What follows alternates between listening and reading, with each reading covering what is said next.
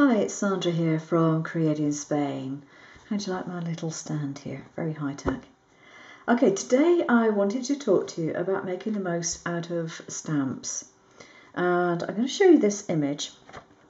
And ignore the fact that it's a mouse. The only bit that I stamped was the dress. Okay? And what I want to do is show you that if you have clothing stamps in particular, you can alter the image that you're stamping considerably, just with a few minutes of very simple drawing. Now, as I said, I only stamped the dress. The rest of this I hand drew afterwards. And you'll see that the image is not overly complicated. Okay, very, very simple drawing required. Now, you may be concerned and you may say, well, I can't draw a straight line. Well, straight lines are positively discouraged when you're drawing cartoons. Makes them look really weird. They are supposed to look hand-drawn, not as if they're done with a ruler. So this one is a mouse. The next one that I did, I made into a little girl. Okay. And the face of the little girl is very, very simple. It's only an oval shape with some very, very simple shapes to make the features. And because I know people are a bit hesitant about drawing arms, I've put her hands behind her back and she's just got some flowers that she's clutching.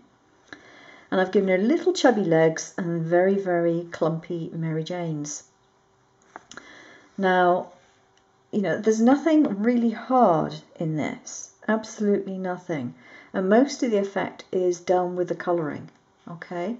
So if you have a stamp of an item of clothing, you'll probably find that with a few minutes practice you could come up with an image other than what it was actually designed for. The next one I've done, I've turned it into an adult item of clothing by making it into a top. And I've given this lady slightly bigger eyes. I've given her a little upturned nose and an upturned mouth because she's not feeling too cheerful. Tiny little hint of a cleavage there. And I've given her thin arms, and this time she's carrying something. She's got a little cloth there, and this hand is just by the side of her leg. Now, if you notice, I've just drawn a very simple pair of trousers. It's not much more than an oblong with a few extra lines added. And I've put some little creases in because when you wear clothing, they don't stay in straight lines. They do crease and move with you. And I've then given her a couple of little feet with some quite dainty shoes on. Now, if you're not used to drawing, well, even if you are used to drawing, if you're not used to drawing, then start off by just doing some lines with a light pencil.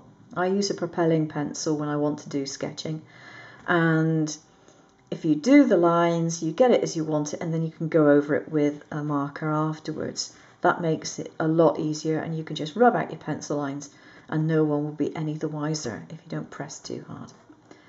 Okay, so that's that one.